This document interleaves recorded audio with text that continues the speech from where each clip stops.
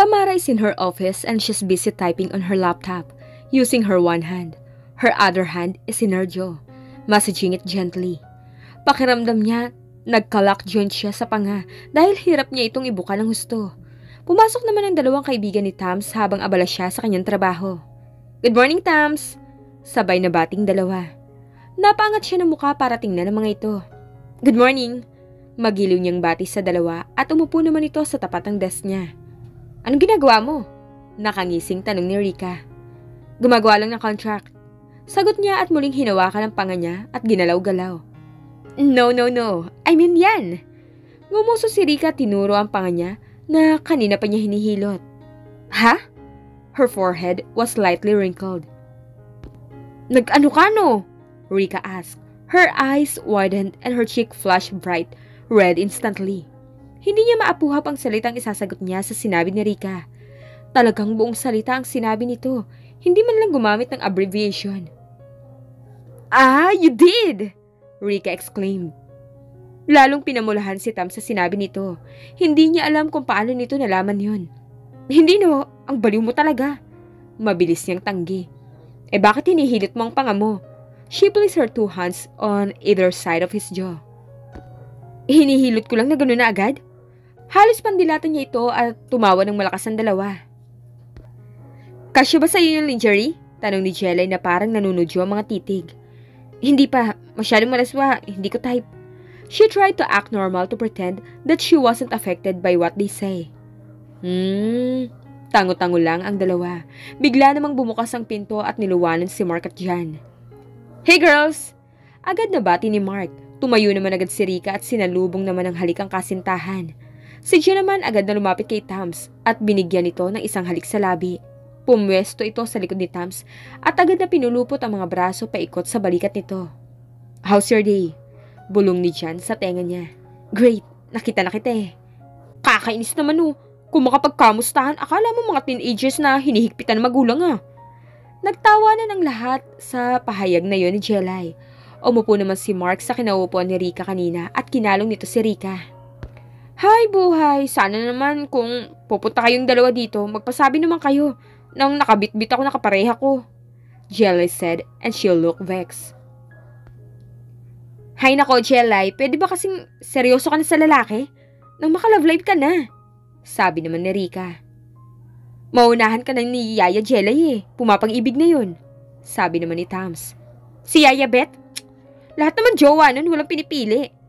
"Hoy, iba to. This time, Jelay, talbog ka na ni Yaya dito." "Wag ka. He's hot." "So, hot pala sa'yo ang Craig na yun," sabi naman agad ni Jan na nakayakap pa rin sa likod ni Tams. Agad namang hinawakan ni Tams ang pisngi ni Jan at diniin ang pisngi niya sa magkabilang pisngi nito. "You're hotter than him. No one can beat you." Napangiti naman si Jan sa sinabi ni Tams at hinalikan siya nito sa pisngi. "I beg to disagree. Mark is hotter than Jan." Mabilis na umalma si Rika. "Excuse me," Tom said and lifted her left brow. "I'm just telling the truth." Taas kilay ding sabi ni Rika. "Sige nga, pakita na lang ng katawan niyo dali. Kung sino ang mas hot." "Exciting to. Dali. Suggestion ni Jelay na may kasama pang palo sa desk. "Come on babe. Show them what you've got." Tumayo si Rika at hinila patayo si Mark na iiling-iling. "Huwag ka magpapatalo baby. Mas maganda ang katawan mo kay Mark, for sure. Flaunt it." Agad ding tumayo si Tams at hinila si Jan kung saan nakatayo si Mark. Nangingiti na lang ang dalawa dahil sa kabaliwan ng mga girlfriend nila. "Kung sino ang mas mabilis maghubad points yon, ang tagal eh." Natawa lang ang dalawa sa sinabi ni Jelay pero walang kumilos para maghubad. "Hay, siguro ang boring ng dalawang yan sa kama mo. Magtatanggal lang ng damit ang bagal. Naku, palitan nyo na yan." Halata ang pagkainip sa boses at mukha ni Jelay. Ngumisi lang ang dalawang lalaki. "Sige na." Nilapitan ni Rika si Mark at ito na ang nagsimulang magtanggal ng botones ng polo nito. Natatawa na lang na sumunod ang dalawa, sabay ngang naghubad ng damit ang dalawa at lumantad ang matitipunong katawan ng mga ito. Agad na tumayo si Jelay at hinawi ang dalawang nakatayo sa harap ng mga nobyo nila. "Tabi muna kayo at akong sisipat. Ako ang hurado dito para walang bias." Malakas na tawa lang ang kumawala sa dalawang lalaki. Bumuntong hininga muna si Jelay bago nilapitan ang dalawa na akala mo mahirap na bagay ang gagawin niya. Pinasadahan ang dalawa ni Jelay ng tingin mula ulo hanggang paa. She folded her one arm under her chest at nakafold naman ang isa habang ang index finger nito ay nakalagay sa baba. Animoy sinisiyasat ng husto ang katawan ng dalawa. Nilagay ni Jelly ang dalawang hintuturo niya sa tiyan ng dalawa and she slowly caressed their stomach. Sinundot-sundot pa nito ang mga yon. Oh well, parehas lang naman ang bilang ng abs, parehas 6, magkasing laki at magkasing titigas, sabi nito. I guess, magkakatalo lang kung sino ang may mas malaki at alam niyo na, sabay turo nito sa may tinatago ng dalawa. Mabilis naman si Tams at Rika at sabay nilang binatukan si Jelay. Aray, ang sakit na na! Nilingon sila ni Jelay habang hawak ang likod ng ulo nito. Tawa naman ang tawa ang dalawang lalaki. Basta kalokohan, talaga marami kang alam no? Sinamungutan lang nito ni Rika. Doon ka na nga, mamaya umiral na naman ang pagiging werewolf mo. Patlapain mo na naman ang boyfriend ko. Hinila pa ni Rika si Jelay palayo sa dalawa. Feeling ka talaga, Rika. Kung hindi ko pa alam, sa akin naman talaga nakatitig si Mark noon eh. Pinalasap mo lang ang langit sa kanya kaya nabaliw sa'yo. Everyone burst out in laughter. Muling nagsuot ng damit ang dalawa at umupo. Si Jan na ang umupo sa swivel chair at kinalong nito si Tams. Jan, wala pa ba kayong balak magpakasal ni Tams? Para naman masuot na niya yung binigay kong lingerie. Pagbibiro ni Rika. She already wore that, sagot ni Jan. Oh! Sabay na napao si Rika at Jelay. Bigla namang nag-init ang pisngi ni Tams sa pagkapahiya. Lalo at nakakaloko ang mga titig ng dalawa sa kanya. But anyway, Jan, hindi ka pa rin ba nagpa-propose kay Tams? Kailan kami makakatikim ng wedding cake? Tanong ni Jelay. We haven't talked about it yet. We're enjoying ourselves together as an unmarried couple first. Parang natigilan si Tams sa sagot ni Jan. Dismayado siya pero hindi na siya nagtaka pa. Alam niyang wala sa bokabularyo nito ang salitang kasal. Gusto mo lang pala kumain ng wedding cake. Kailangan pa namin magpakasal. Ibibili lang kita bukas. Pilit na pinasigla ni Tams ang boses niya at pilit na ngumiti. Congratulations, dude! Bati ni Mark kay Jan. Nasa loob sila ng conference room kasama ang lahat ng board members para sa isang pagpupulong. Nakuha kasi ng kumpanya nila ang 45% share sa isang electric power plant. Maraming kumpanya ang halos nag-aagawan at lahat ginawa para makuha ang share sa naturang power plant. Si Jan ang nakipag-negotiate dito at napagtagumpayan niya itong kunin. Malaking bagay ito at malaking pera ang naipasok nito sa kumpanya nila. Congratulations, son. I think it's about time for you to take over my position. Nagmanlihag sila ng kanyang ama. It's up to you, Dad. Pero tingin ko hindi pa naman kailangan. Malakas pa kayo sa kalabaw para mag-retire. Pagbibiro niya at nagtawanan ng ilan sa biro niyang yun. Binati rin siya ng lahat ng board members. Akala namin makukuha ng Monticello Holding Corp ang share. Yun kasi ang naging bulong-bulungan recently na sa Monticello daw ibebenta ito. But you made it, Jan. Congratulations! Pahayag ng isang board member. Thank you, Mr. Bautista. Wika ni Jan. Lumabas ang lahat sa conference room pagkatapos ng meeting. Nagtungo si Mark at Jan sa opisina ni Jan. Umupo ang dalawa sa sofa. Ilang minuto pagkatapos nilang pumasok, muli namang bumukas ang pinto at niluwanan si Mark. Hey dude! Masiglang batin ito sa dalawa, agad namang tumayo ang dalawa at binigyan ito ng manlihag. Himala, napadalo ka ngayon. Wika ni Marky. May pinuntahan ako sa malapit kaya naisip ako dumaan dito. Kamusta mag-iinam mo? Tanong ni Jan. Ayos naman, buntis ulit si Mrs. Wow, talaga? Anong ginawa mo? Paano nabuntis? Ano ba naman to? Kung magtanong parang hindi alam ang proseso ng paggawa ng bata. Hinubaran ko lang, loko. Natawa ng malakas si Mark. Si Jan naman napakamot sa ulo dahil sa kalokohan na tanong niya. Pero ang ibig kasi sabihin niya kung paano nakabuo agad. Ibig kong sabihin bakit ang bilis mo makabuo. Pang-apat mo na yan ah. Kasi hindi kami makabuo ni Tams eh. Gusto ko na talaga magkaanak uli. Alam mo dude, may alam ako. Dati kasi hindi kami makabuo talaga ni Celine. May ininom ako. Ano? Halamang ugat. Yung katulong namin ang nagsabi nun, effective naman, nabuntis agad si Celine. Saan ka naman kukuha ng halamang ugat dito? Sa Quiapo, marami nun. Napakuskus si Mark bigla sa pispisan niya. Sandali nga, dati naman ang bilis mo nakabuo ah. Isang ano lang, bata agad. Ano nangyari? Ewan ko ba? Baka naman gumagamit ng contraceptives si Tams. Nang hindi mo alam? Bagyang nangunot ang noon ni Jan sa sinabi ni Mark. Pills? Patanong niyang sambit. Oo. No. That's impossible. Wala naman siyang sinasabi sa akin eh. Isa pa, walang dahilan para gawin niya yun. Kasi alam niyang gustong-gusto ko nang magkaanak uli. Nasa isang restaurant si Tams at Mike. Inaya siya ni Mike mag-dinner. Tumawag kasi ito at mukhang problemado at kung pwede raw sila magkita. Kailangan daw nito na makakausap. Sinundo lang siya nito sa opisina niya, kaya sa sasakyan siya nito sumakay. Ginamit naman ni Jelly ang kotse niya dahil nasa auto repair shop ang kotse ng huli. Anong problema, Mike? Wala naman. May hindi lang ako na-close na deal at malaking bagay yun sana sa kumpanya kung nakuha ko yun. Sabi nito na may nahihimigang panghihinayang at lungkot sa boses nito. Hayaan mo na, Mike. Siguro hindi lang talaga yun para sa'yo. Mas merong magandang kapalit yun, believe me. Thanks, Tams. Alam mo ba, something was definitely different to me now. And that is? Dati kasi kapag may problema ako, no one else has been able to mitigate my burden. Pero ngayon, kayang-kaya mong pag-anin ng loob ko. Napangiti naman ng husto si Tams sa sinabi nito. Even Martina? She did, but she made a lot of effort to ease my burden. But you? And just one snap of your fingers, okay na. Natawa si Tamara sa sinabi nito. Hi, Mike. That's bola na eh. Of course not. Totoo yun, promise. Then, I'm happy to hear that, Mike. Kaya pala akong tinatawagan mo. Maybe I have the ability to do that. Baka pwede kong pagkakitaan yun? She said, and they both laughed. Bigla namang nag-ring ang phone niya at agad niya itong kinuha. Nakangiti niyang sinagot ang phone nang makitang si Jan ang tumatawag. Hello, Jan. Hi, baby. I'm going to pick you up. Mag-date tayo. Masiglang sabi ni Jan sa kabilang linya. Oh, I'm sorry, baby. I'm with Mike right now. Nag-dinner kami. What? Hindi man niya nakikita, alam niyang nakabusangot na ito. Sa pag-iiba pa lang ng boses ito at ang marahas sa paghinga nito, narinig niya. Ganito na lang, puntahan mo na lang kami dito sa restaurant. Dito lang kami sa steakhouse sa malapit sa office.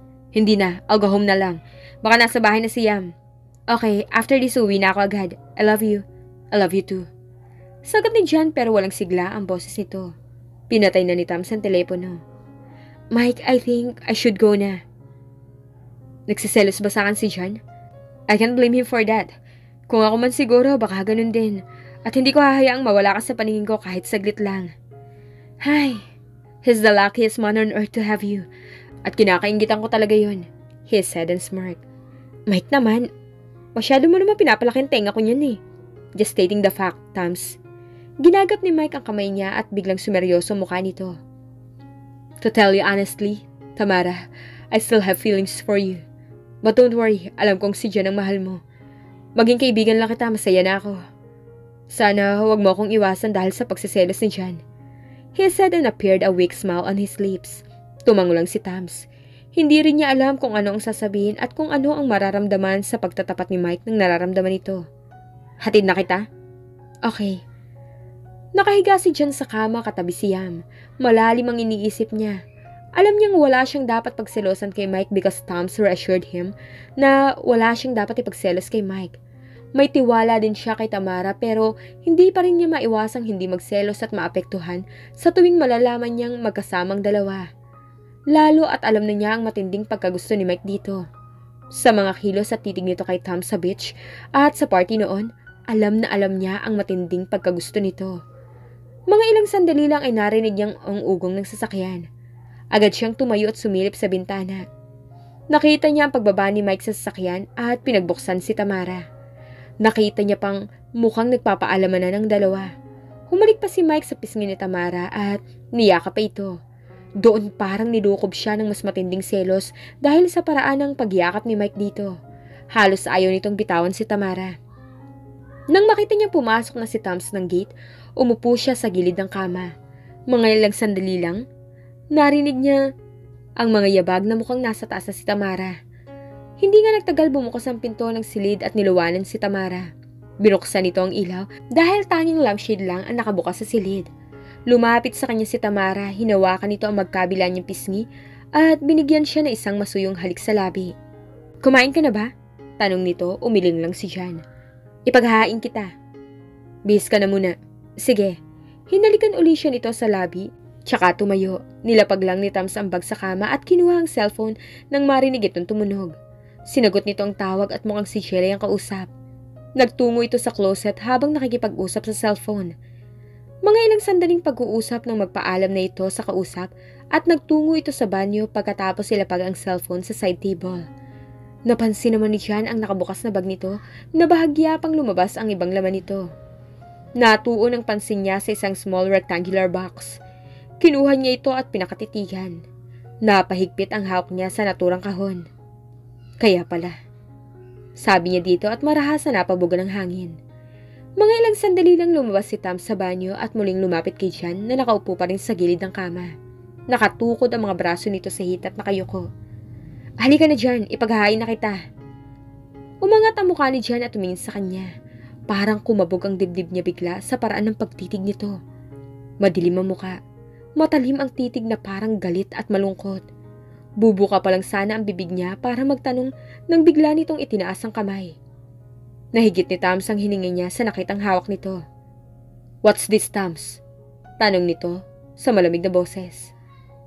Jan, let me explain. Contraceptive. Wika nito at tumayo habang nakaangat pa rin ang kamay na may hawak na pills. Kaya pala hindi ka mabuntis? Nasuklay nito ang mga daliri sa buhok at tinapon sa kama ang hawak na pills. Parang umurong ang dila ni Tams at bahagya siyang natakot dahil hindi niya ganong mabasa ang nasa isip ni Jan. Ang alam niya at ayon sa ekspresyon ng mukha nito, galit ito at mukhang masamang-masamang loob. Dapat Tams sinabi mo na lang na ayaw mong mabuntis. Hindi yung pinagmukha mo kung walang alam. Pati Quiapo pinuntahan ko para lang. Napahilamos ito sa mukha at mabilis na lumabas ng kwarto. Napaupo si Tams sa kama at hindi niya na napigilan ang mga luha na nag-uunahan sa pagbagsak. Subukan mo kaya akong ayaing magpakasal. Kahit ilang anak pa ang gusto mo ibibigay ko sa'yo. Sambit niya sa pagitan ng paghikbi. Mga ilang sandali lang siyang nakaupo habang hinahayaang dumaloy ang luha sa pisngi. Hanggang sa maisipan niyang humiga na lang. Humarap siya kay Yam at hinaplos niya ang ulo nito. Hindi nagtagal naramdaman niya ang pagpasok ni Jan. Pinikit niya ang mata niya at pinakiramdaman nito. Naramdaman niya na pumasok ito sa banyo at muling lumabas hanggang sa pinatay nito ang ilaw. Naramdaman niya ang paghiga nito sa tabi niya. Dinilat niya ang mata niya at bahagyang pinilig ang ulo para tingnan ito. Nakatalikod ito sa kanya. Muli siyang humarap sa anak niya at muli na namang tumulo ang mga luha niya. Ang bigat ng pakiramdam niya. Alam niya ang kasalanan niya dahil itinago niya dito ang pag-inom niya ng contraceptive. Tahimik na nakaupo si Tams at Jan sa hapagkainan habang nag-aalmusal. Bihis na rin sila pareho para pumasok sa kanya-kanyang trabaho. Mula kagabi at hanggang sa paggising, wala silang imikan. Gusto sanang humingi ng tawad ni Tams pero hindi niya alam kung paano sisimulan at pakiramdam niya baka hindi siya pansinin ni Jan. Mommy, why you look so sad? Did Mommy look sad? Not anymore. Alis na si Daddy Behave ka kay Lola mamaya, okay? Yes, Daddy. Daddy, si Mommy hindi mo pa nakikiss. Sanay ang bata na hahalik si Jan sa kanya at sa mami niya. Napayuko naman si Tams bigla. Yumukod si Jan at hinalikan si Tams sa ulo tsaka umalis na hindi man lang nagsalita. Dahil doon parang piniga na naman ang puso niya. Biglang nag-init ang sulok ng mata niya. Kinurap-kurap niya kaagad ang mata niya para labanan ang mga luhang gusto na namang umalpas sa mata niya. Yam, si Yaya na lang magsusubo sa iyo papasok na rin si Mami. Sabi ni Yaya na mukhang nakakaramdam ng tension sa pagitan ng mga amo. Ano nga kaya ang dahilan ni Tamara kaya siya gumagamit ng contraceptive? Mapatawad pa kaya ito ni Jan?